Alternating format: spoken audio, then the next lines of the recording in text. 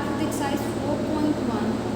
In 4.1, question number 1, 2, 3, 4 and 6. These questions you have to do in your book and you have to solve this question on your own, because it's a general question. You have to only apply your brain and you have to use a hit and trial method for filling up the blanks, whatever they have, to filling up the boxes they have given. Question 1, 2, 3, 4 and 6. Try to solve this question on your own, because it's a simple playing with number question. It's a very fun question. You will use your brain and the questions are very easy. Use your brain and try to solve it out. Now the questions which you have to do in your copy, that I will discuss in this video. Now question number 5. Question number 5 is you have to find the values of unknown. Very easy question is there. A, B and C, 3 unknowns are you able to see? Here is a plus sign. It means 3A07, 1B2. After adding we are getting the result 3C7C. It means you have to find the value of A, B and C. Now it's a simple addition question. बस जहाँ जहाँ alphabet लिखे वहाँ कुछ value होनी चाहिए. Now we will start from the ones place. मतलब ones column से हम शुरू करेंगे, फिर धीरे धीरे इधर जाएंगे. Now 7 + 2 is equal to C. अगर लास्ट अगर आप दोनों ऐड करते तो आपको C मिल रहा है ना. That means 7 + 2 is equal to C. That means C is equal to 9. मतलब C की वैल्यू आपको 9 मिल चुकी है. Now we will come to the tens columns. Now 0 + B = 7. Tense columns में अगर इन दोनों को आप ऐड करेंगे तो आपको 7 मिलेगा. Now tens column, the sum of B 0 and B is 7. That means 0 + B is 7. That means B = 7. Now come to the 100 column. A + 1 is equal to C. This is the relation. A + 1 is equal to C. That means A + 1 equal to C. We know the value of C is 9. I am putting the value of 9 here. C, I am putting the value of C here. And A + 1 equal to 9. That means A equal to 9 minus 1. That is A equal to 8. That means 3 answers they have given. A equal to 8, B equal to 7, C equal to 9. Now come to the second part. 9AB minus AB1, answer you will get B46. Now look here. अब इसमें हम subtract करेंगे. Now we will start from the ones column only. Ones column में B - 1 = 6 होगा. मतलब B आपका कोई ऐसा डिजिट होना चाहिए जो 0 से लेकर 9 के बीच में हो. एक तो सिंगल डिजिट ही रख सकते हैं. A की जगह भी सिंगल डिजिट, B की जगह भी सिंगल डिजिट. सो B आपको 0 से लेके 9 के बीच में कुछ भी मिल सकता है. मतलब B में से अगर 1 हम माइनस करेंगे तो 6 कब आएगा? जब B की वैल्यू 7 रही होगी ना. तो how you will solve? B - 1 = 6. That means B = 6 + 1. That is B = 7. The value of B is 7. Now come to the tens column. A minus B = 4. A minus B = 4. I have written it here. A minus B = 4. In place of B I have written 7.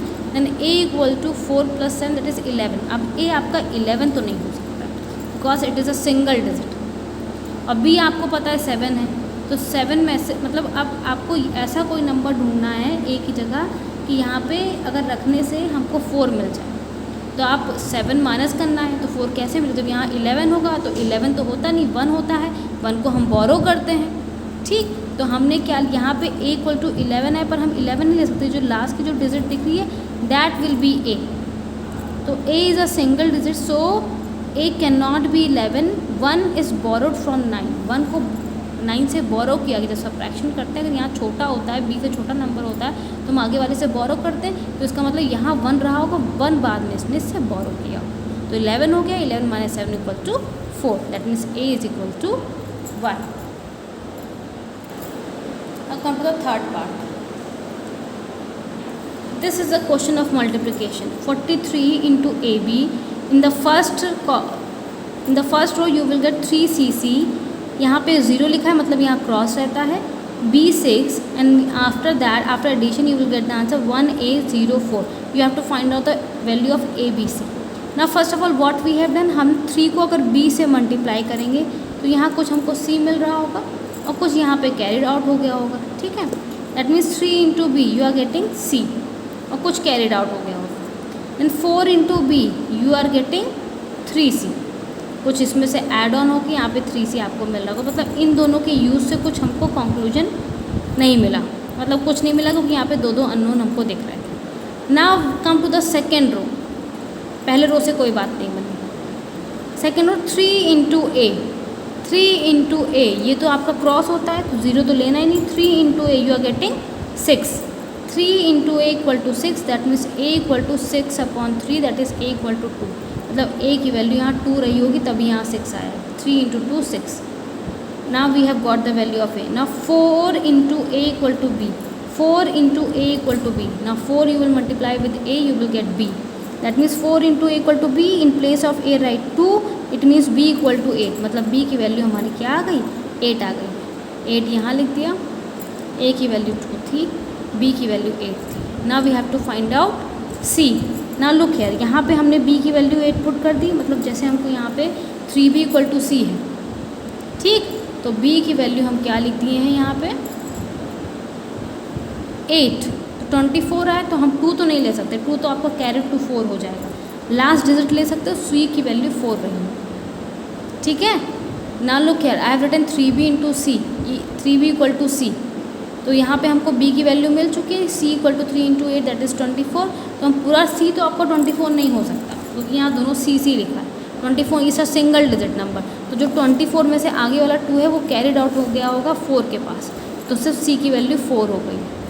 ना put these values here, you will get the same answer. I have written b value of b as 8, value of a as 2। After multiplying I am getting 4 4 here. c की value 4 4 है, आ रही है।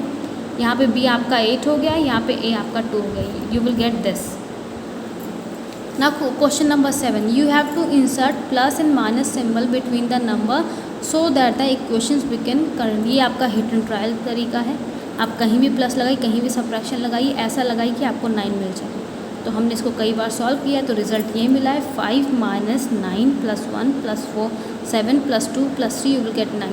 मतलब आपको plus minus sign इन digits के बीच में कहीं भी लगाना है और ऐसा लगाना है कि आपको 9 मिल जाए। Now similarly come to question number 7 third part. Now again they have given the same, it means इसमें आपको डिजिट्स को ऐड या सब्ट्रैक्ट करके आपको 8 लाना है। तो हर डिजिट के बीच में आपको अपने अकॉर्डिंग प्लस माइनस लगाना है।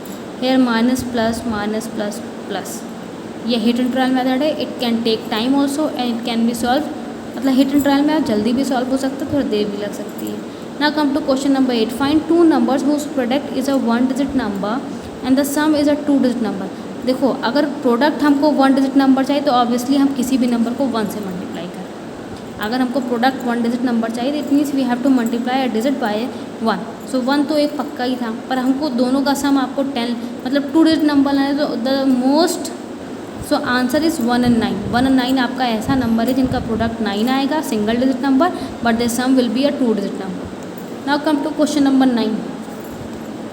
In question number 9, you have to find out the 3 whole numbers whose product and the sum are equal. You have to choose 3 whole numbers जिनका प्रोडक्ट करेंगे मतलब मल्टीप्लाई करेंगे तो सेम आएगा, ऐड करेंगे तो सेम आएगा। तो 1 2 3 are the 3 whole numbers whose product and the sum are equal. Multiply 1 into 2 into 3 you will get 6. Add 1 plus 2 plus 3 you will get 6. So this is the answer 1 2 and 3.